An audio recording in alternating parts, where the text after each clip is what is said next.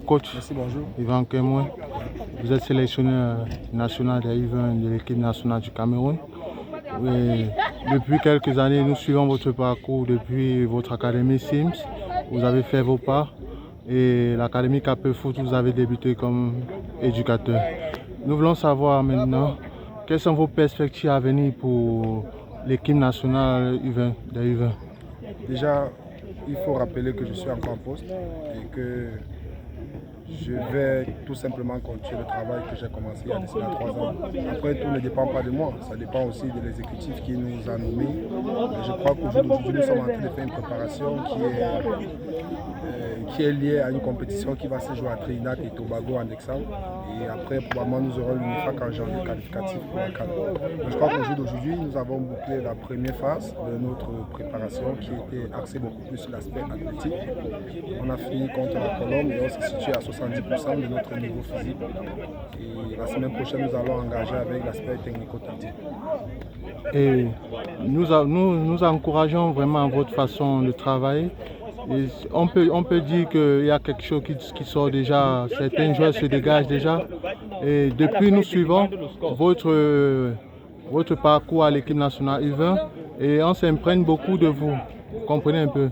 On s'imprègne, on suit vos activités, même avec votre club Sims.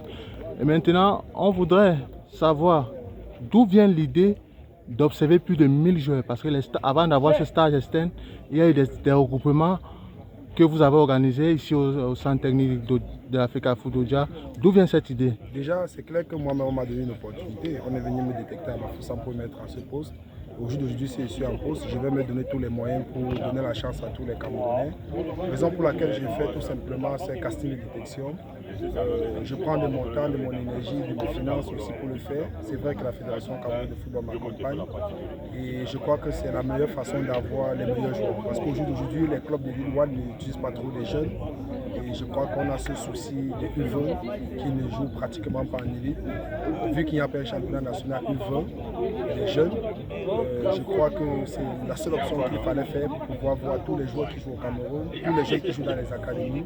Et cela nous permet de voir un peu juste. Déjà, la majorité des talents que nous avons sont beaucoup plus des académies et cela fait notre fierté depuis 3 ans. Au jour d'aujourd'hui, nous avons transféré plus de 25 joueurs en Europe. Je crois que c'est aussi l'un des articles du cahier des charges que m'a confié la Fédération camerounaise. Et nous suivons aussi le parcours de Oussambé. Vous pouvez nous parler un peu plus de Oussambé, ses débuts à Sims, car vous êtes le promoteur de cette académie, Sims Academy de Bafoussam. Pas s'accentuer sur Oussambé, mais parlant du joueur, c'est un jeune qui a fait ses classes à Sims et qui était à Montaigu, raison pour laquelle il a mieux performé à Montaigu avec Mohamed. C'est pour faire le parallèle, ils sont surclassés en U20. Pareil pour Zibi et Lopez, donc il y a aussi ce travail qu'on fait, on regarde les U15, on regarde les U17 et les jeunes qui ont le fort potentiel, on les surclasse. Parlant de Trésor, c'est un jeune joueur à devenir, c'est un jeune joueur qui demande tout simplement d'être développé davantage et je crois qu'en académie, tant qu'en équipe nationale, il essaie aussi d'apprendre, il essaie aussi de se confronter. Je crois que c'est un joueur qu'on est en train de construire et que d'ici 3 ans, c'est un 2009, d'ici 3 ans, on aura le joueur qu'on souhaite avoir pour l'avenir. Et maintenant, on va terminer, on va chuter. Nous espérons aussi vous voir dans le Septentrion. Si c'est possible, ce serait possible que l'équipe nationale se déploie dans le Septentrion. C'est vrai, vous travaillez avec la direction technique nationale, donc vous avez un fichier. Est-ce que ce serait possible que vous puissiez faire un regroupement, un stage, même externe, où vous convoquez tous les joueurs de par le pays? Ce serait possible de le faire à Garoua aussi ou c'est uniquement à Yaoundé? Non, je l'ai déjà fait à Garoua. La première année qu'on m'a nommé, je l'ai fait, ça s'est plutôt bien passé. J'ai détecté 2 joueurs, Dora. Il y a Dora et il y a Mekila, c'est des joueurs que j'avais vus dans le Septentrion. Aussi à Kotor, il y avait Dawai.